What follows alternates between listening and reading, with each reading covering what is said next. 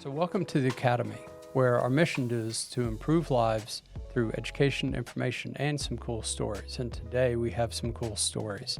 So the podcast today is with Dr. Richard Baynosa, and he's the inaugural chair of plastic and reconstructive surgery for the Kerkorian School of Medicine at UNLV. You know, it's interesting because this podcast is medically dense. He's going to talk about a lot of things that are medicine, but one of the things that's really capturing to me is he talks about the humanity of plastic and reconstructive surgery. And through that, you start to see the human being who is actually doing the plastic and reconstructive surgery. And all of this combined, at least for me, and I hope does the same for you, really gave me a sense of some of the biases I have and how those biases melt away as far as who it is that has reconstructive surgery and those who don't. Dr. Rich Baynosa, my dear friend, I'm very excited to be here with you today. We're going to talk about lots of different things, but first of all, you are the chair of plastic and reconstructive surgery here at the Kerkorian School of Medicine. Yes. We're going to talk about that. We're going to talk about your journey. We're going to talk about reattaching thumbs, robotics, a whole bunch of different things around it. And I'll tell you, this is now maybe 2 years ago, we had a budget retreat, and you talked about all the different things that your department does, and it is fascinating to me. This topic, to me, is way different than I think most people are going to think about when they think about plastic and reconstructive surgery. So I'm excited to get into it, but I want to start with you telling the audience a little bit about your journey, you know, where you went through school, how you got into medicine, how you got into plastic and reconstructive surgery, and then off we go. All right. Well, thanks for having me. It's certainly an honor and a pleasure to be able to spend the next hour or so here with you. Great that you were able to at get least on my 2 calendar. hours, Rich. At least 2 hours. Even better, even better. So, I mean, my journey has probably been more circuitous than most folks. I grew up in Southern California, L.A., and I know when most people say L.A., they say some kind of, suburb or whatnot in L.A., and I literally grew up right around downtown L.A. in the Echo Park area, which at that point was somewhat of a rough area. I think now it's all upscale and gentrified and, now referred to as DTL LA. But, started out there, went to mostly Catholic schools growing up. And it's one of those things to try to keep you out of the public school system and really focus on education. And that thankfully led me to UCLA for undergrad, which, funny enough, when I was growing up, I thought I wanted to be a marine biologist, watching all those old Jacques Cousteaus and things like that. Yeah, which was great up until I found out that I got seasick when I got out on those boats. So that ended that really quick. I don't know if I ever told you this. My daughter is graduating this semester in marine biology. Oh, awesome. Yeah, University of Hawaii. Oh, that's funny. Great. So many times we've talked about our kids, and I never knew that. Oh, sorry, go ahead. No, that's awesome. Marine biology. That's great. No, so I mean, marine biology. Then I thought about veterinary, and then ultimately, settled on medicine, just because I think being able to talk to people and actually hear their issues and try to deal with them is completely separate from just and all due respect to veterinarians, taking care of people that can't respond back to you or whatnot. And then med school led me to UC San Diego, which, again, by the ocean, which I love the ocean and the beach and whatnot. But it was a step for me, growing up in a, Southeast Asian type family where family is very tight-knit and close, but to be able to break away from, at least slightly, from those bonds and kind of go out on my own to be away from home in San Diego. And then decided initially in med school, I thought I wanted to just do primary care and whatnot. But ultimately, I had a rotation in surgery, and that was the end of that. Really liked working with my hands.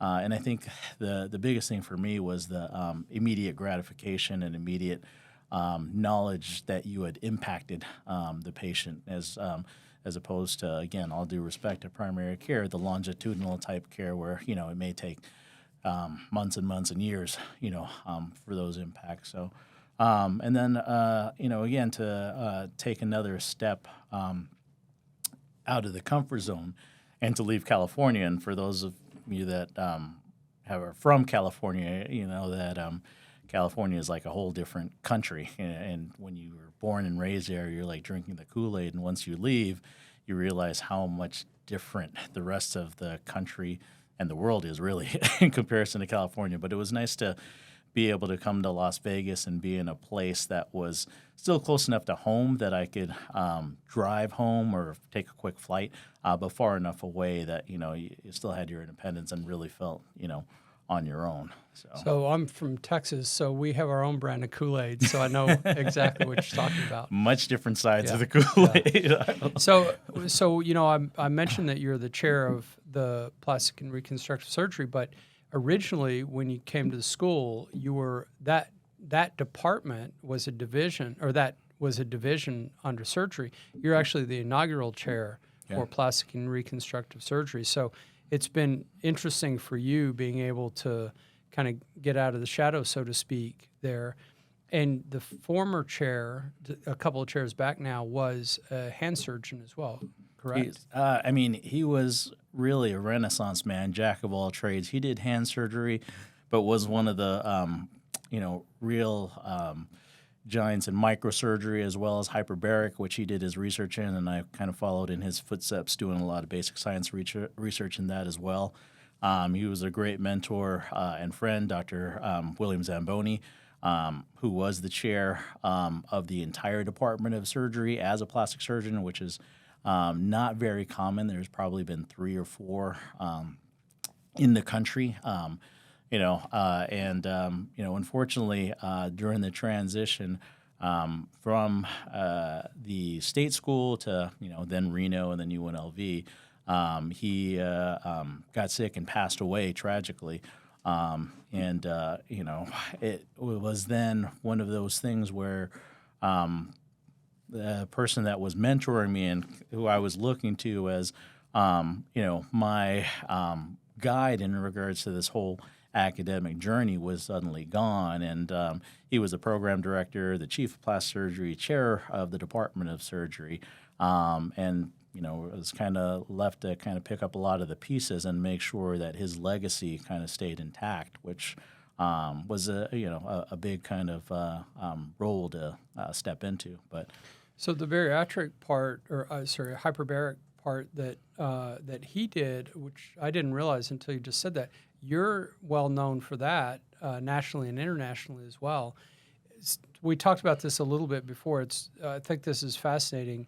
The things you're known for in the city are different than the things that you're known for nationally and internationally, and that you've been lecturing a lot about. If you could talk a little bit about that difference. And I think it would be cool to let people know, that you were chosen, very distinguished award, that you've been lecturing around the country because of this award. So a lot to cover in that one question. You've got 30 seconds to do it. But I think what you do from a local standpoint based on what you can impact on the community, and then regional, national, and international are oftentimes very, very different things. Just speaking to hyperbarics, our role in the hyperbarics was primarily from the basic science and clinical standpoint, where we did a lot of basic science research in the animal labs on UNLV main campus in the White Building, and we would do ischemia reperfusion studies as well as compromised graft and flap studies on rats, and then treat them with hyperbaric oxygen to increase the flap survival. And can I just ask you in general, let's talk, even drill down. Sure. What is the hyperbaric aspect, right? So what is the mechanism that you're talking about with hyperbarics? So essentially, the patients that we were treating, both in the lab as well as clinically, are patients that had disruptions of blood flow to either flaps or, in Dr. Zamboni's original research, a lot of traumatic amputations and replants and things like that. And, essentially based on the tissue type, each different tissue type requires a certain amount of oxygen for it to survive. Skin is a little bit more resistant to ischemia reperfusion injury than, say, muscle. And things with high metabolic requirements, such as muscle, can only be ischemic for a short amount of time, right? And so oftentimes when we have things like, traumatic amputations that require replantation, it can take several hours to get those patients into the hospital, let alone the amount of time it will take to repair those traumatized injuries. Or even in other cases that aren't necessarily related to trauma, when we have things like transplanted tissues or flaps that are raised. Depending on the length of time, ischemia reperfusion injury is one of the things that can certainly affect the outcome of those tissues. And the way that hyperbaric essentially, or what we've kind of demonstrated in our lab that hyperbaric does is that not only does it increase the amount of oxygen that's available for the tissues, because for those that don't know, hyperbaric oxygen is basically breathing 100% oxygen at pressure, 2.5 atmospheres absolute, which is equivalent to being, several meters or several feet underwater. And basically what the pressure does is drive the oxygen into the tissues. And maybe this is getting a little bit more in the weeds and complicated in regards to physiology, but the oxygen carrying capacity equation kind of relates to the amount of hemoglobin in your system, the amount of oxygen that you're breathing, and then a small, tiny fraction of oxygen dissolved in the plasma. Okay, typically that amount is very minuscule and inconsequential, but at hyperbaric pressures and with breathing that amount of oxygen at that pressure, that drives the oxygen into the plasma to allow those tissues to be sustained during those hyperbaric oxygen dives.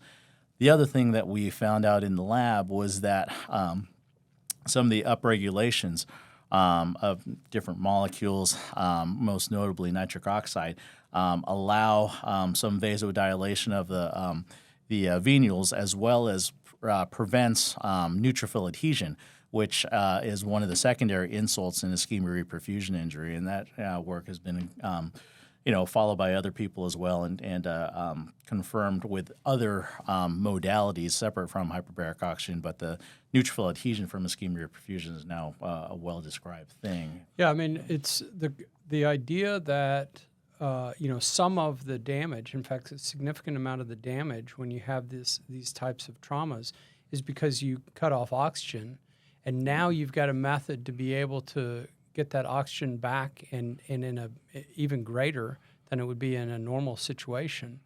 That's got to be a major increase in being able to save the limb or the particular area. Yeah, I mean, it certainly can be, and it really depends on the tissue injury or the type of tissue trauma. One of the things that is actually unique in the replant era, and one of the things that Dr. Zamboni always used to talk about and show pictures of, was he had a case with a complete traumatic arm amputation.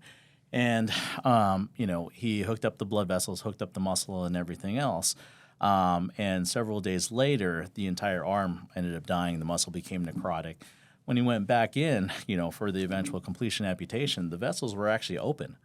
The problem was that the muscles had taken such a hit from the reperfusion injury, for the ischemia and the reperfusion injury, that, the muscle just didn't survive, right? And so those are other things that you kind of have to look at and deal with. And, you just look at ischemia reperfusion injury in multiple different situations, compartment syndromes, when people get their legs crushed and then, that crushing injury is relieved, then the muscle can still swell up and get compressed within the compartments and then become non-functional or cause significant problems later. So it's one of the many things that's fascinating to me about this, and I'm glad that we just had this part of the conversation. I may get in trouble for this statement, but we're not talking about boobs and butts, right? No. And when you hear about plastic surgery in Vegas, maybe that's where you default to. But there's so many other things that you and your team do that it's one of the reasons why I think that this is fascinating. So let's step back for just a second. You talked a bit about how you moved into the area in general, but for you as a professional or you as a person, one of the things that's really big for us in the academy is talking about our North Star, right? So what's your North Star? Like, what is your mission as an individual, as a department chair, as a person, professional, and so forth? Multiple different questions there as well. Yeah. So, I mean, I think from a professional standpoint, multiple different goals. I mean, coming to Las Vegas from a place like California, you realize some of the things that, Las Vegas as a great city, great people, great community, they don't have as many of the resources as, we had potentially in California. The education, the healthcare is not necessarily up to par, but the people that are here are so much more, I wouldn't say better or worse in one way or the other, but I think more welcoming. Even though this place has grown to be about a population, Greater Las Vegas, 2.8 million, you still feel like, something to be said about being a local. A lot of people, know each other. They know the different small little hole-in-the-wall shops and restaurants and things like that, whereas I remember growing up in L.A., you didn't really talk to your neighbors. If you talked to your neighbor, people thought you were weird, or if you said hi to somebody walking down the street, it was one of those things because it's a different kind of community, different kind of culture. And so, one of my goals is to try to improve the care of Las Vegas to make it on par with, a lot of the other great cities, in the country and in the world, really, because, we have a city that's large enough to be able to not just warrant that, but to really need that.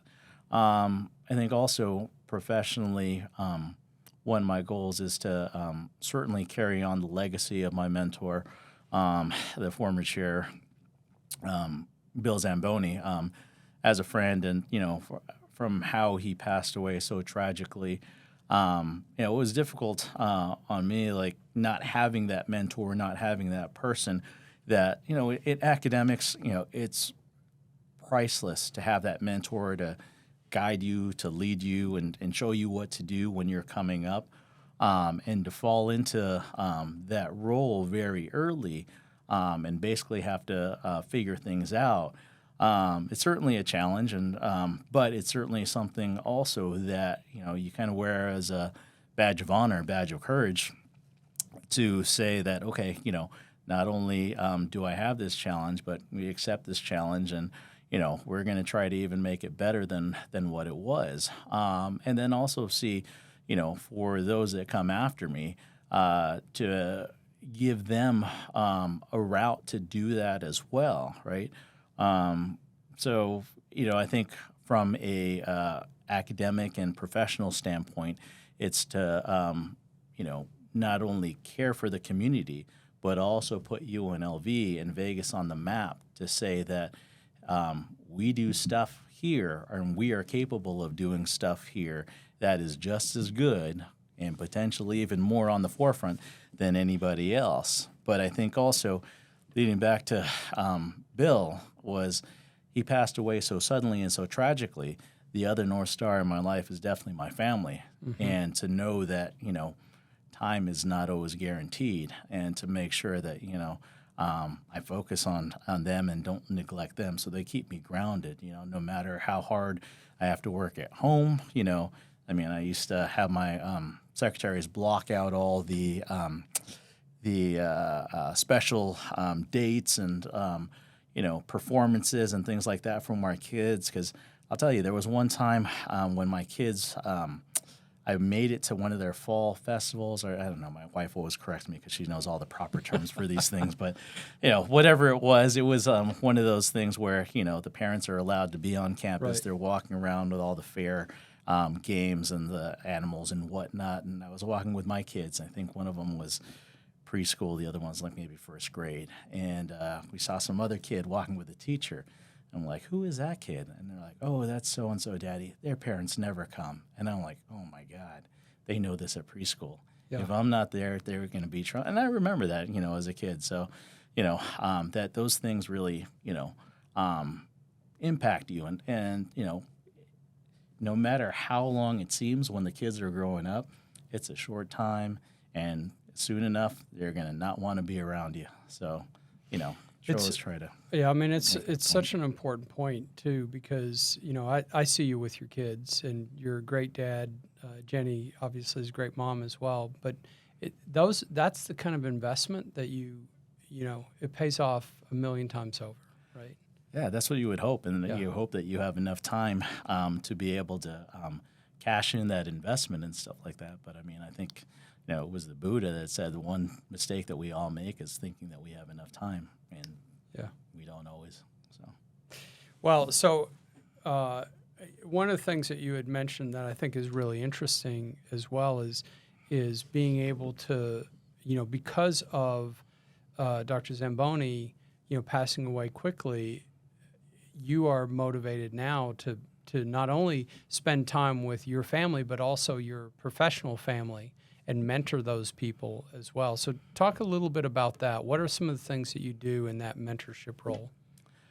Well, I mean, so first, I guess, in order to be a mentor, you kind of have to have that knowledge on what to do to actually bring somebody else out there, right? Yeah.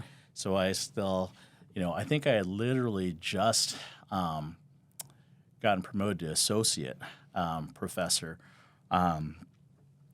when Dr. Zamboni passed, and he was the one that was trying to tell me all the things to do. So, the promotion from associate to professor, and then even just becoming a name on the national stage. And like we talked about, there's differences in what you want to do, how you can impact the community, impact, you're standing on a local level as opposed to what you do on the regional and national level. And so, a lot of that came with trial and error. And, because I didn't really have a mentor to introduce me to people regionally and nationally, I just had to be like more outgoing and be able to meet people and introduce myself to people and foster a lot of friendships. And thankfully, there were a lot of people that I had come up with during my years in the lab. Because, I mean, I did 9 years of training, 2 years in the lab. And the one thing about academics is that people that are interested in academics and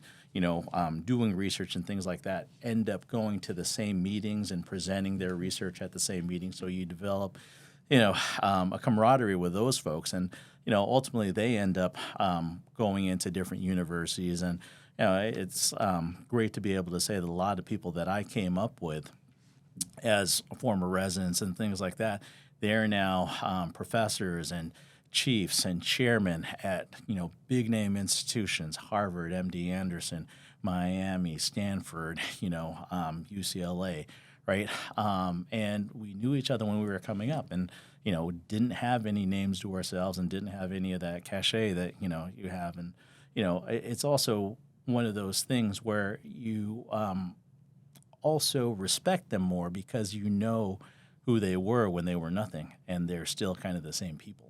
So, but again, going back to your question in regards to mentorship, a lot of those things, my faculty hopefully don't have to do as much, even though I encourage that. I try as much as possible to introduce them to all the people that I know, because that was one of the hardest things for me, was to get those introductions, because on a regional and national level in academics, that's how a lot of things work, right? Once people know you, they recognize you, and not just seeing you, but they know your accomplishments. They know the things that you have published. They know the places that you have given talks at, and they consistently see that you are engaged and involved in being at the forefront of your profession, in this case, plastic surgery, then, they're willing to say, hey, I know this guy's doing this, let's ask him to be, on this book chapter, or, I'm going to nominate you for this committee because, I want someone that's going to work hard on my committee, or, those kinds of things, right? So I think those things are important. And then from an even more higher level, organized plastic surgery, there are multiple different societies in each one of our different specialties, knowing which ones are the ones that are the most prestigious. And to be honest with you, a lot of these prestigious ones have like unwritten rules of how you ascend or even become a member in the ones that are invitation only.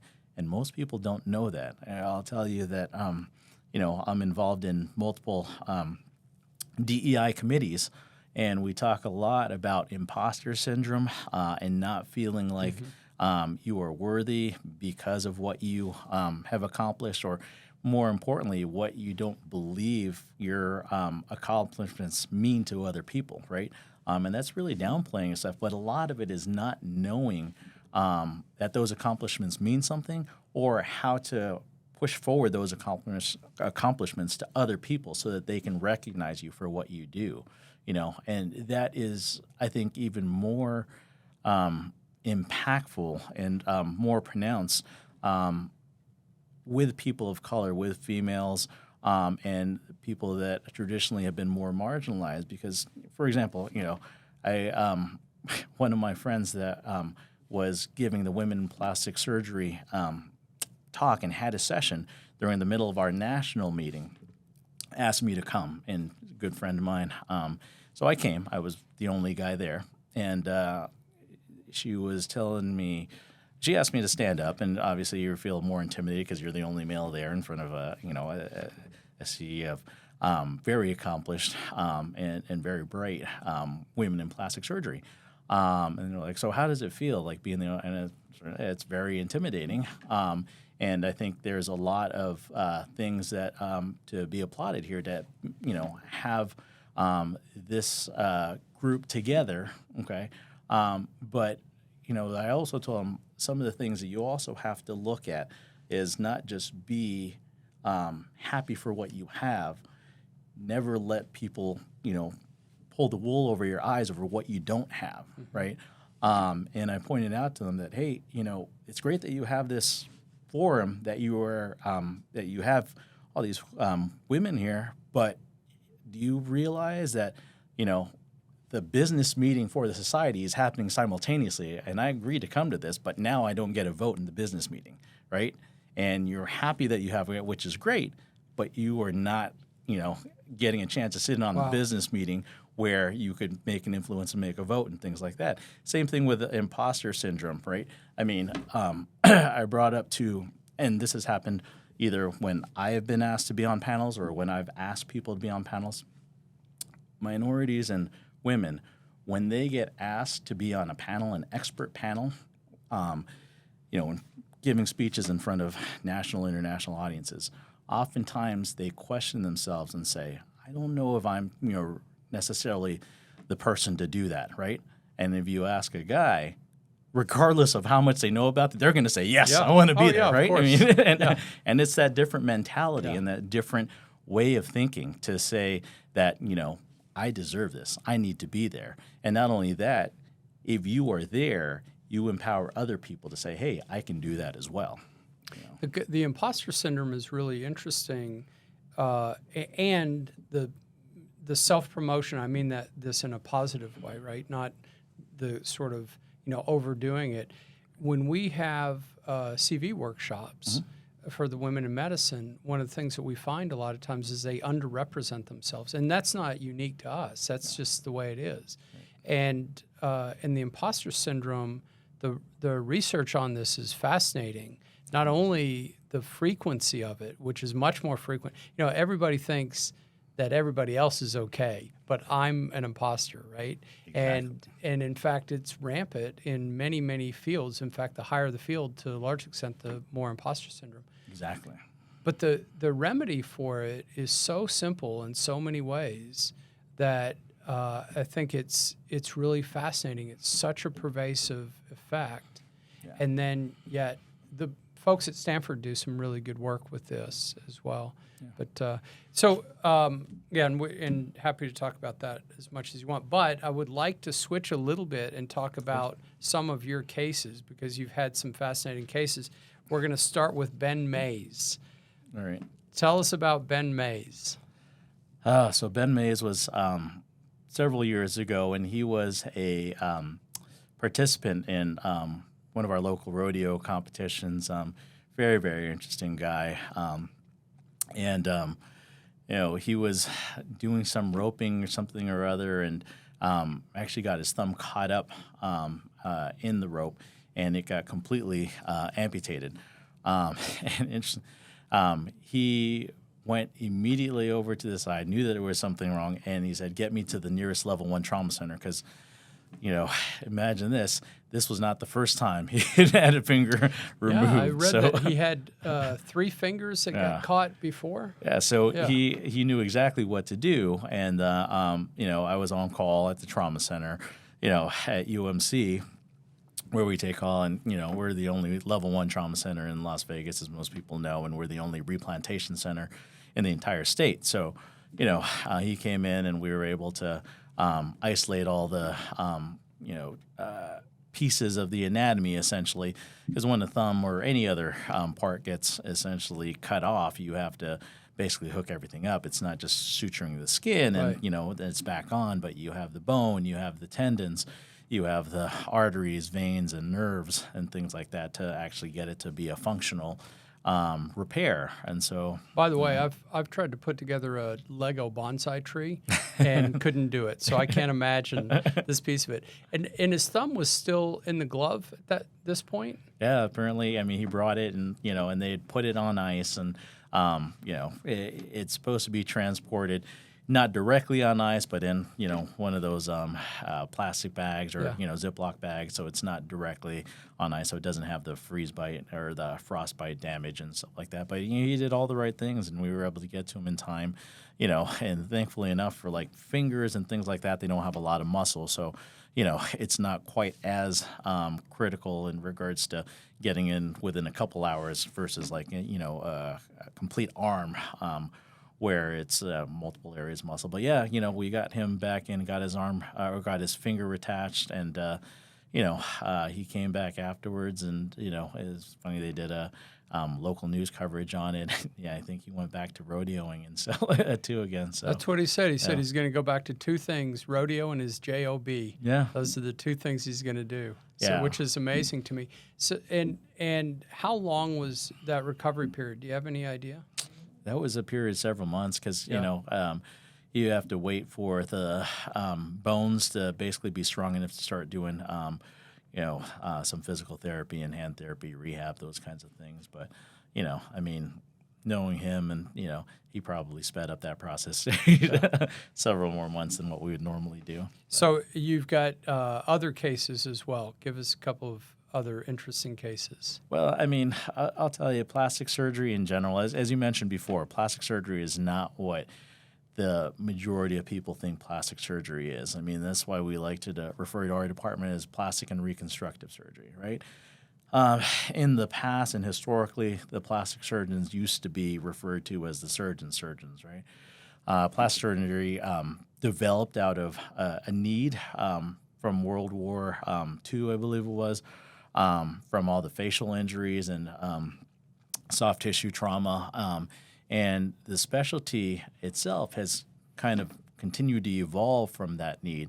Certainly the cosmetic surgery and aesthetic surgery is what people kind of know about it, because we're able to take things that people don't like about themselves and try to improve on what's already normal, but taking things that are not normal or have been basically either traumatized or defects created because of tumors, cancer, things like that, or even congenital, are things that we look to fix and bring, the saying is always form and function back to those patients. So not only do we do trauma, such as the replant that we talked about, but we do reconstruction from cancer extirpations. I do a ton of breast reconstruction. I also do reconstruction for colorectal cancers, skin cancers, defects that patients end up having from spine surgery, neurosurgery.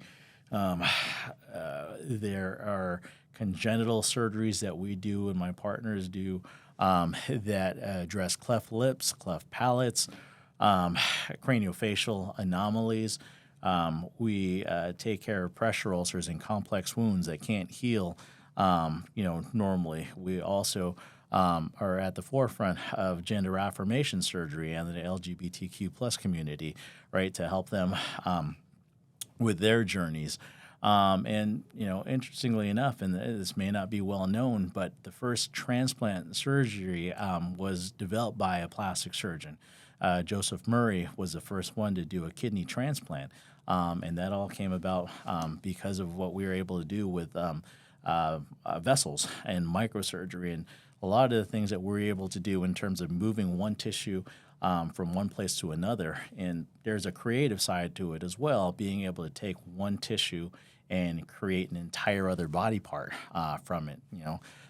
Like one of the surgeries that I do, that I was the first one to bring it here to Las Vegas, was deep flap surgery. I think, you had mentioned briefly that I went to Belgium to do part of my training, and in Belgium at the University of Ghent was one of the very, very unique institutions that they had helped develop and popularize the deep flap procedure. And what it is essentially, the previous procedure took the skin and the fat that would typically be discarded in a tummy tuck abdominoplasty type operation. In the past, they would take the muscle as the carrier of the blood vessels, to that skin and fat, and then hook them up to the blood vessels in the chest. But when you take muscle, that introduces additional morbidity. People can have bulges, hernias, and things like that.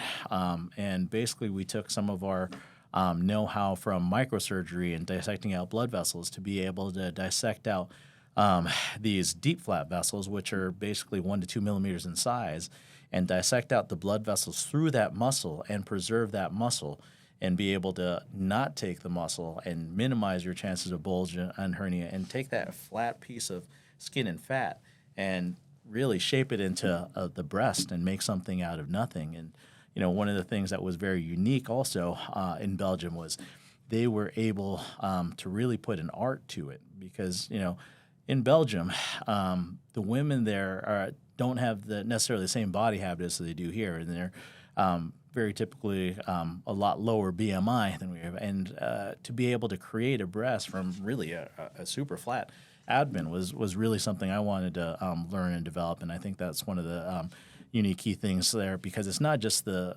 mere fact of doing something technical, but the artistic part of, trying to create what the patient is looking for and is desiring. And we're continuing to push the envelope on these types of surgeries.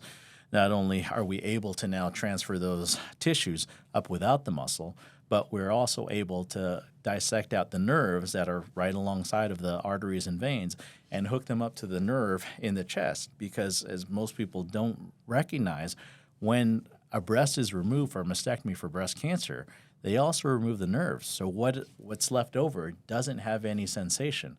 So hooking up the nerves can potentially restore some sensation back to those patients that don't have, any sensation after the mastectomy. And we also have techniques that can help address lymphedema. When you remove lymph nodes as part of the treatment of breast cancer, patients can develop lymphedema and the swelling of the arm. And again, using microsurgical techniques where you can hook up the lymphatic vessels to actually empty out and drain into the veins because the lymphatics aren't there, or we can even take a lymph node from a different place and hook them up to the areas where they need to actually function and, address that lymphedema. So it's just taking the problems that are occurring from treatment of something and trying to, solve those problems. Yeah, it's really amazing to think about. You're looking at the intact system, and what can we take out of this system to create something new, right? Yeah. It goes back to the Legos example, right? You're using the different pieces and parts to create something new with it.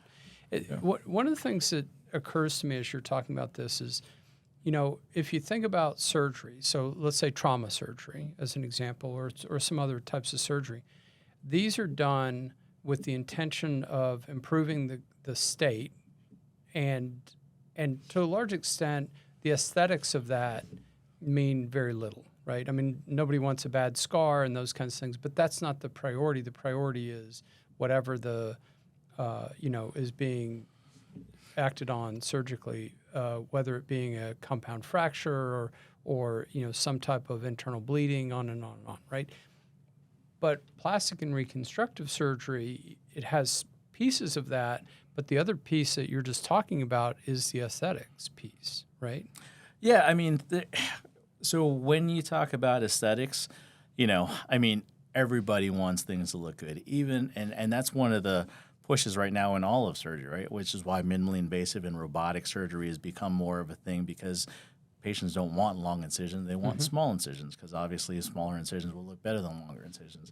I think the real crux of the difference between other surgical specialties and what plastic and reconstructive surgery does is that, we're not dealing with, things that are going to kill you. We're not dealing with cancers. We're not dealing with, saving people's lives from trauma, okay?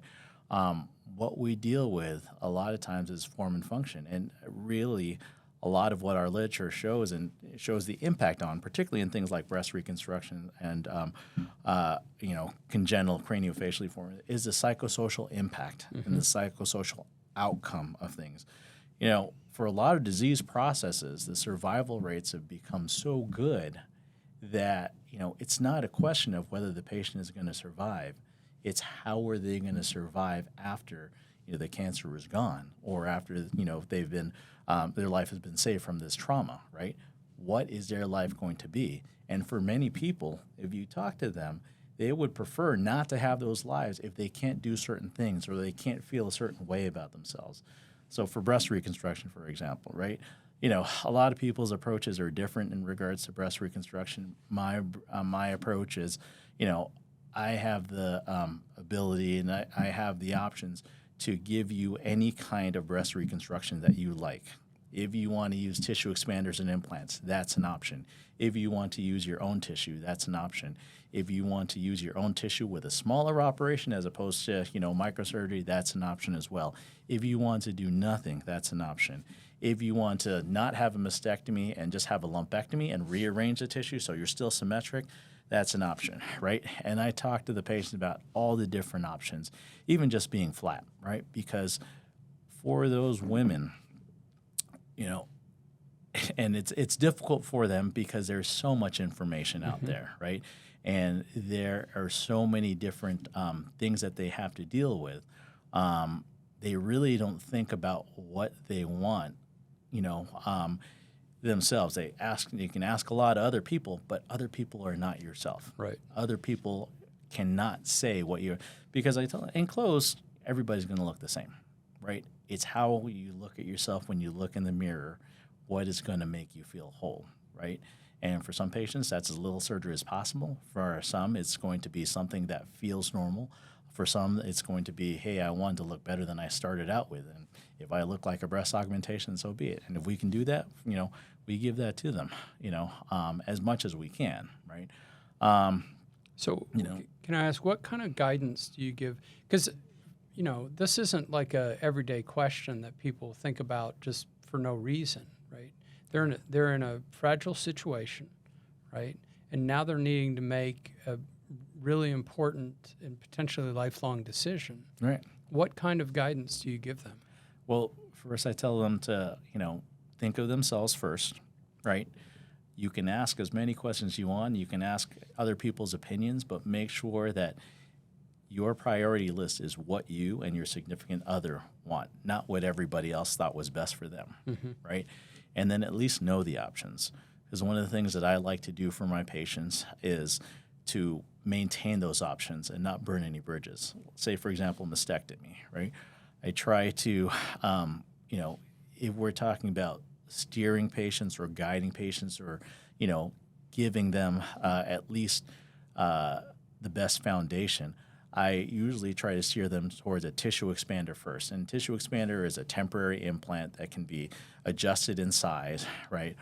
And that, I believe, gives patients the most options because, to your point, when you're having to deal with cancer and the stress and the anxiety of making sure the cancer is going away, you can't really focus on how you look or how you feel or whatnot. So the benefit of the tissue expander is it's temporary, regardless of whether you choose to exchange that tissue expander with an implant or with your own tissue, be it abdominal tissue or any other tissue, right? And typically at that point when we're doing that, the cancer is gone, or at least, dealt with to a satisfactory level where they can continue on and they can really focus on, okay, now what do I want? Plus, with the expander, oftentimes you'll ask patient, okay, what's your bra size? Most people don't know.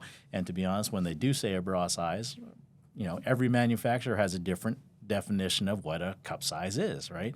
And so, what my definition of is smaller or larger is, difficult to say. But with the tissue expander, they can, continue to expand or deflate or whatever to what they actually want. And they can look at themselves in the mirror and say, okay, this works for me, right? And then now we're in basically a collaborative effort in regards to, okay, this is the size that you want. Now I'm going to try to put something in there that will match that. I think also, for women that have never had an implant, that think that implant is a good idea, this gives them an idea of what an implant will feel like. And an implant for reconstruction is a whole different beast from an implant for breast augmentation, right?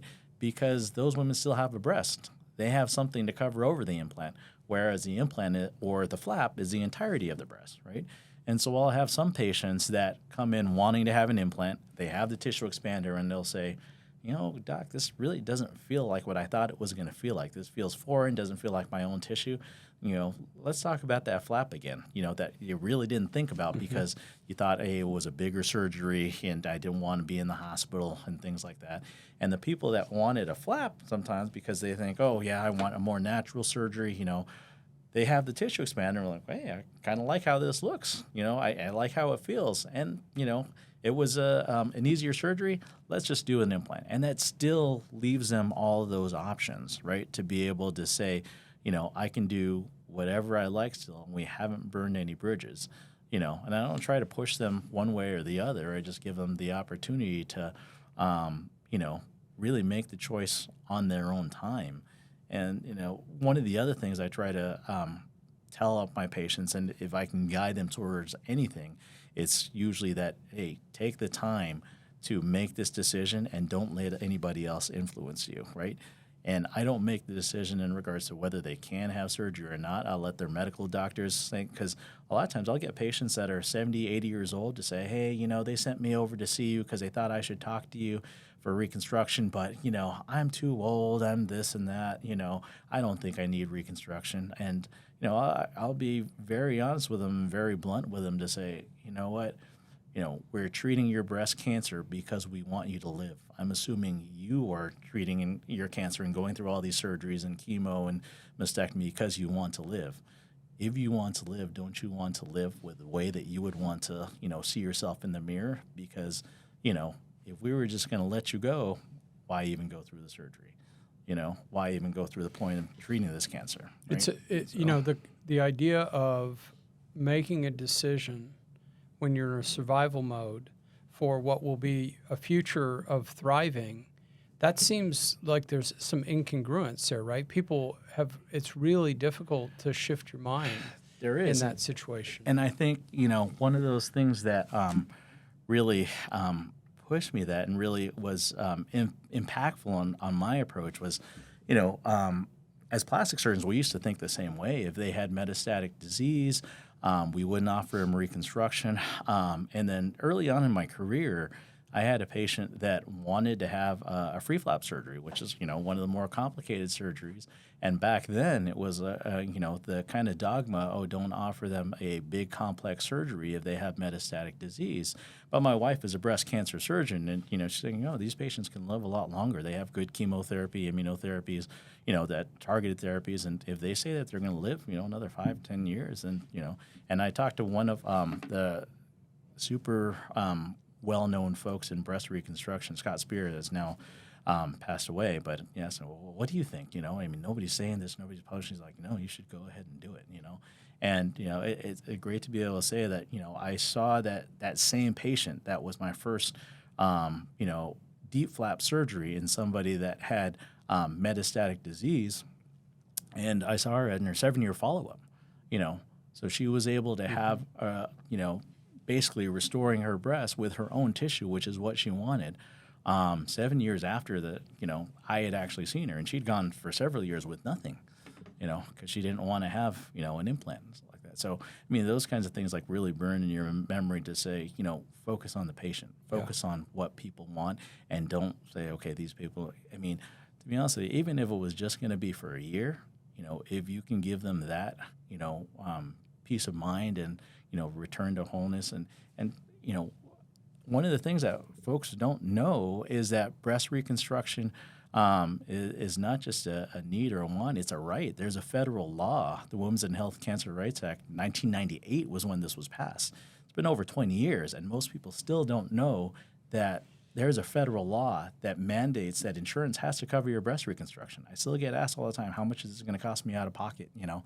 And other than your copays or whatever, you know, you know, it's some of our research that we've done as well to show that, you know, not only is this a problem in other communities that don't have the resources and the surgeons that can offer these things, but even in our own community, you know, in the rural areas of Nevada, I mean, there's 2 big population centers in Nevada. Everything else is rural.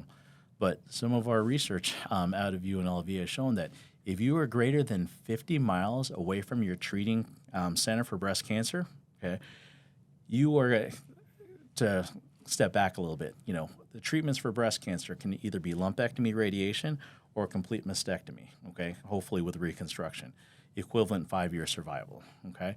But in the rural areas, if you're greater than 50 miles away, most of those patients will get defaulted to mastectomy because they will not be able to make the journey every day for the radiation for 6 weeks, you know, to drive back and forth, you know. And unfortunately, a lot of times there's no plastic surgeons in the rural areas. So not only are they defaulted to mastectomy, they then also do not have the option for reconstruction because nobody's talked to them about it. And they don't know that even in delayed fashion, after everything's cured, they can still get reconstruction.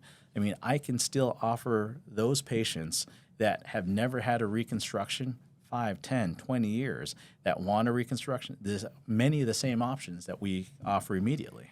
So, you know, for people who don't know, I mean, we're talking about, you know, 85% of the population, or not of the population, but of the state, Nevada, yeah, is rural, right? And so you're talking about a significant portion of the population. So talk a little bit about the difference between the 2 different areas that people could go in, why they would want to go, why they would want to have a mastectomy, for example. You know, what are the options between the 2? I mean, so that's definitely more of a personal decision for the patient. You know, lumpectomy is considered breast conserving therapy, okay? And the biggest thing with you know, lumpectomy is that you preserve the remainder of the breast and you preserve your sensation. Because you're taking out a part, not the entire. Correct. Right. Correct.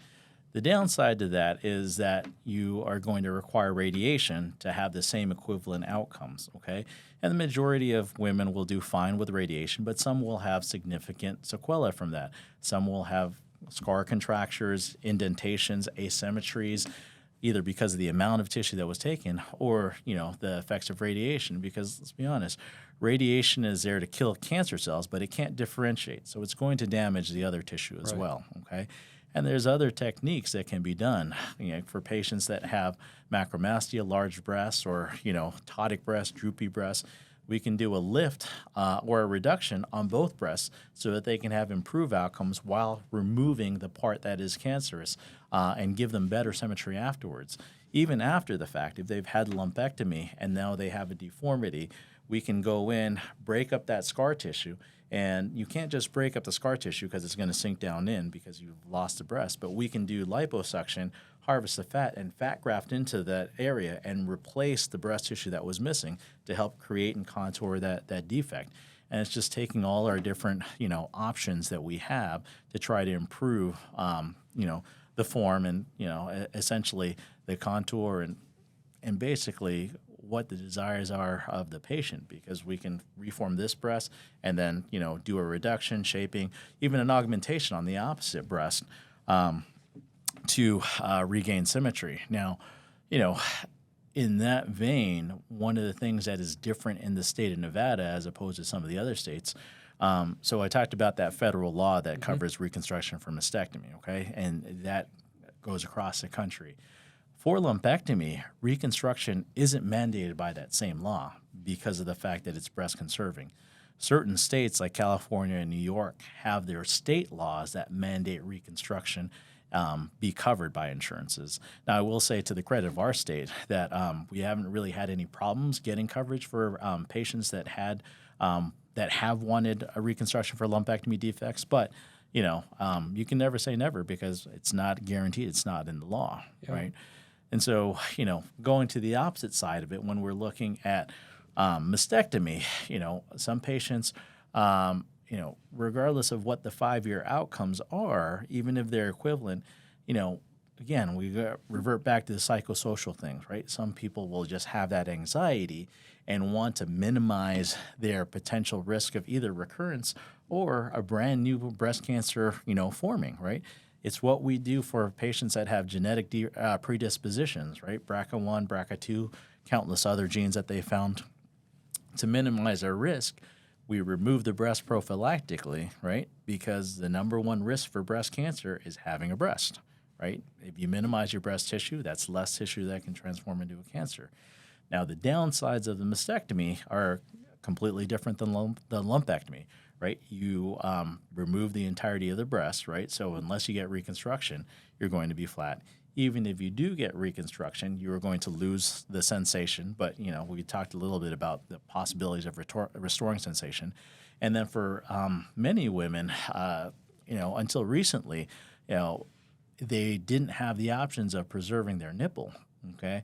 And now with a lot of more advanced techniques and using some of the things that we've developed in other surgeries, regardless of whether the nipple is in a perfect position or whether the nipple is in a not so perfect position, we can reshape that breast and recreate the breast and still preserve the nipple.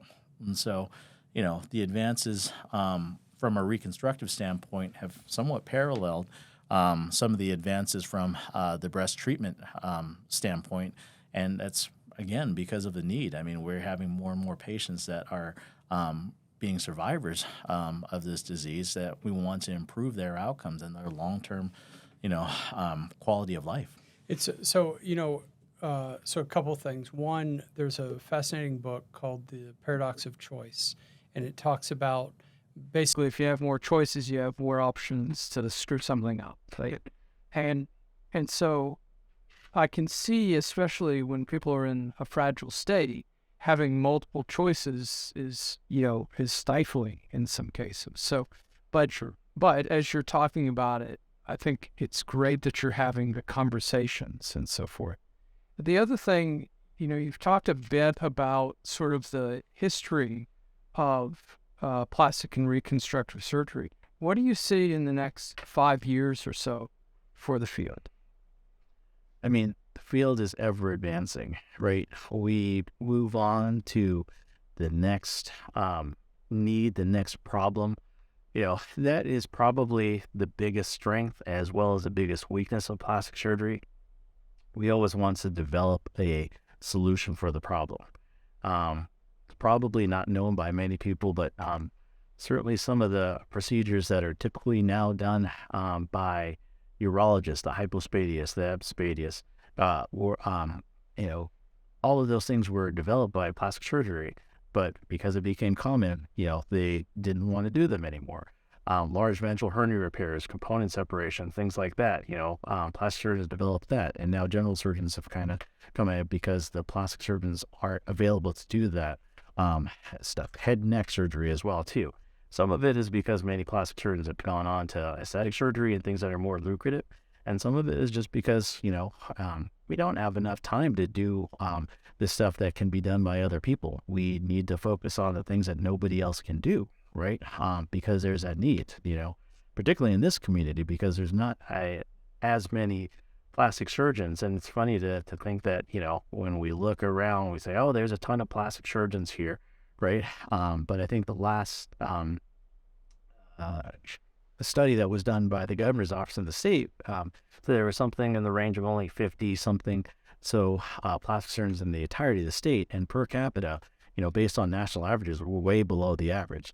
And then if you think of that number and the amount that actually do reconstructive surgery, let alone complex reconstructive surgery, that's an even less amount of providers for any given need in the state. So you have folks that have congenital issues, folks that want to have gender-affirming surgery, folks that want to have microsurgery or complex reconstruction that go out of state, not only because they don't have the providers, but also because they don't know that there are actually some providers here because of, either referral patterns or lack of knowledge, lack of awareness, and things like that. So, I think that's one of the things that we also have to improve in regards to letting people know what we are capable of and what we do.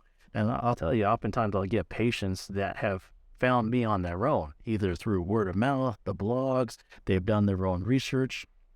I'll get patients from Wyoming, Alaska, and Idaho, and even places like Arizona where they have, the Mayo Scottsdale, and they'll still come up here and things like that, I think, one of the things, so we went from national, regional, and local, right? Local is being able to provide the quality of care that is available in other states and other great centers. National is being able to put your name out there and have people know you and recognize you. And that also reverts back to the local, because I will tell you that for patients that have gone out and had their surgery at Stanford, at UCLA, at Northwestern, at MD Anderson, at Harvard, right? And then come back to Las Vegas. When they come back looking for care, they ask their colleagues or their surgeons over there, hey, I had to go back to Las Vegas. And they'll say, oh, yeah, I know somebody over there. Why don't you go? And they'll give me a call. Yeah, I'll see your patient or whatnot. And then they ask, well, if they were going to send me to you anyway, and why didn't I just get my surgery here? But, oftentimes when they see secondary opinions, those folks at those institutions will say, oh, you should just go to this guy. He's in your own town. And that honestly is more validation and more peace of mind for the patient than anything we could tell them. When those surgeons are saying, hey, just go to this guy. It is, and I think it's happening more and more. As you know, there was a point where if you had a serious medical problem, you got on the plane. And, fortunately, those kinds of things are changing. And what you just said is great affirmation for that. So you bring up, we always want to talk about this on podcasts, and this is moments of joy. Okay, so here's the rule to it. I'd like to hear some of your moments of joy, but only 2 of them can be related to your children. Because I know you could have a lot of related to your children. So what are some moments of joy that you've had in your life? There are obviously multiple that relate to family and multiple that relate to career. I'm going to ask you to say one that has to do with Jenny and the girls. So I was going to say the first one was going to be getting married, Okay. And, when I got married to my wife, we did this big, big old ceremony. We, overextended ourselves, borrowed a ton of money to have a ceremony out in Lake Las Vegas because it was one of our favorite places. And going back to Bill Zamboni, he used to have the welcome reception and certainly many other functions out at Lake Las Vegas because he was a member out there.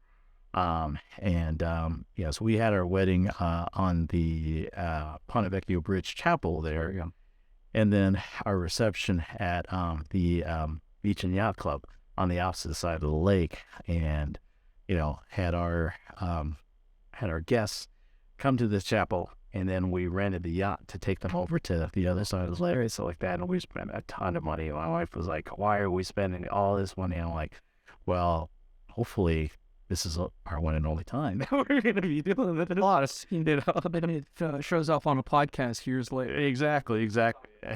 Yeah, and these things always show up at some point. I remember I was getting interviewed for a newspaper article, and they found out that I work with my wife, who's a breast cancer surgeon, and they asked me the question of how was it like to be working with your wife all the time, and being in the OR with her. And I tell them that oftentimes we're carpool because my wife used to drive and whatnot. Well, I don't know. I actually like spending time with my wife, so it works out pretty well for us. So, so I mean, that I think is one of my biggest joys. Like, getting married and finding a lifelong partner, and someone to spend your life with that kind of understands like the rigors. When I say understands, it's not really she doesn't understand me. She just puts up with it for the most part. Yeah, she keeps asking why I do all these other things that I asked to do, like both here for the hospital, for the school, for our regional societies, for our national societies, and it's right to do it.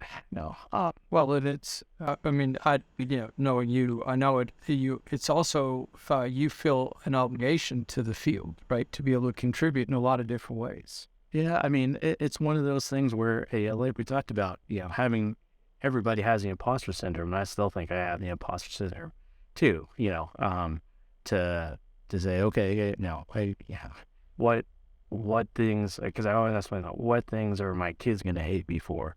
What things is my wife going to hate me for? What things are my residents or my faculty or the people around me, my colleagues, are going to say, "Oh, you don't do enough of," or say, "You don't work hard enough." What are the things on a national level that people see me at meetings and say, "Oh, well, he doesn't do this enough. He doesn't do that enough," right? And to be honest with you, the higher you achieve, the more you think that you don't. It's like there's that one study that they did on the amount of money that you have and where you plateau, and then the more money you have, your quality of life. The more you achieve, the more you think you haven't achieved and you need to, because then you find out other things that you still haven't achieved yet. Because then you're starting to compare yourself to other people, and it's never ending, really. But that's when your family grounds you. That's when, what you do with your family has to be balanced with what you do in your career, the colleagues, your junior faculty that you want to bring up and elevate, I want to continue to achieve for them. And then once they reach that level, then I can probably ease back and say, okay, now I've, got them to a certain level where they don't need me to reach this other level. But same thing for the residents and, the other trainees, medical students, general surgery residents that want to go into plastic surgery, to be able to say, okay, I can get, and to be able to get them there, you have to have those connections. You have to have that visibility. You have to have that cachet amongst the people that are going to be, taking in those residents, taking in those med students, getting people jobs in those academic realms, right? Getting people on those committees. Sometimes you have to found these things and really start them. I was one of the founding members of our regional society, the Mountain West Society of Plastic Surgeons, with UNLV, University of Utah, University of Colorado, and Mayo Scottsdale, because our regional society had kind of essentially dissolved because there was nobody that was really involved in it. So we had to basically restart the society. We ended up having to change the name because the previous name of the society was trademarked, and we had to make a commitment amongst our institutions to say, we as the chiefs and chairs of these institutions will commit to sending our faculty, our residents, so that no matter who else shows up to these meetings, we are going to make sure that it continues on. And, we've incorporated now University of New Mexico, and it's kind of taken on a life of its own. This Mountain West Society, this is the pin on it right here, and you can see it's actually, the MW is actually, but it's also a double black diamond because we all are big ski snowboard fanatics. So, obviously we wanted to try to make our meeting in a nice ski snowboard place. So, we've gone to different places over the years, Snowbird, Park City. We've gone to, Winter Park. SQUA one year when I hosted. I'm the president this year and hosting the meeting next year, and I'll be hosting it in Whistler, first time international. But It's beautiful. yeah, but now we have folks from all over the country wanting to come to our meeting, even international, right? And they'll be reaching out to me who say, hey, I hear you guys are doing the meeting in Whistler. Can you get me on the program? I'd like to give a talk on this and that, And I was, yeah, sure, and they're coming up to us as UNLV, asking us for favors. These are guys from, the Harvard and Dukes and MD Andersons of the world, right? And they're looking at us to help them, Okay, that's fantastic. Okay, so I have a couple of finishing things to say. First of all, there's an old saying that comparison is the thief of joy. So, you've done some remarkable things, and I think, not that I'm coaching you, but if I were coaching you, I would say, don't worry about the things that people are going to hate you for, but think about the things that you love you for, right? Because I think that those are the things, when you do that, you're a role model for those people as well that you're talking about, including your family all the way through. Okay, so give me one more moment of joy, and then I'll leave you alone for the rest of the day. All right. Well, so I already gave one on the family. I guess we'll do one for a career. And, for me, there's so many different things that, we've been able to accomplish here in such a short amount of time at UNLV with, going from a division to a department, expanding the faculty, all of these things. But I think probably one of the biggest achievements, I think it's more of a joy just because, one of the things I'd love to do is travel, but being named a visiting professor of our National Society, American Society of Plastic Surgeons, being elected as that of my peers, and this is where the National Society actually sponsors you and pays for you to go to multiple different institutions. And these institutions, you give them, once you get selected, you give them a list of all the topics that you can lecture on. And then the institutions across the country are able to, look at the people that have been selected and, put down their rank list of, okay, I want this person to come out and this. And, I'll tell you, I was lucky enough to be able to be selected by 8 different institutions and be able to visit their places, give talks, do cadaver dissections, speak with their residents, Stanford, UCSF, University of Illinois, Chicago. I was at Harvard, Beth Israel Deaconess. I was at Ohio State, University of Minnesota. Tons of great institutions to be able to show them what we do here in Las Vegas. And so that they could see, again, going back to the robotic stuff, that's something that we're known for, that, we're at the forefront of these things. And, they're telling us, these big institutions are like, oh, how do I get that started in my institution? And it's almost like a, oxymoron where we're trying to get our medical our medical school up and running, but these big established centers of excellence are asking us how to develop these programs that, we are at the forefront of. So, that is one of the things that I think has probably made me one of the happiest in my career, to have those institutions request me to come out there and give lectures to show them what we're doing here in Las Vegas, because these are, again, big name institutions that have, been there for decades, even some of them hundreds of years, right? And so that's definitely some really not only acceptance, but really underscoring of the stuff that you do and is meaningful and stuff like that. And I think one of the things that you talked about in regards to, really focusing on all the things that you've done, you never really think about that. And unfortunately, it's one of those things, I don't know if it's a card or one of those things that, you never really hear about all the great things that you've done until after you're gone. Mm-hmm. And it's really one of those things where, somebody should really tell you while you're still here, right? Because oftentimes they don't put it all together until you can't hear it anymore. So. My friend, Dr. Rich Baynosa, you are no imposter. Thank you so much for being here. Pleasure. Always a pleasure. It's great. Thank you for listening to the podcast. We hope you found it interesting, informative, insightful. We'd love for you to be part of the community if you're not already. Please follow us on Instagram, subscribe to us on YouTube and Spotify, and leave any questions or comments you may have. That informs our future content. And thank you very much for your time and attention. We hope you enjoyed it. Looking forward to seeing you next time.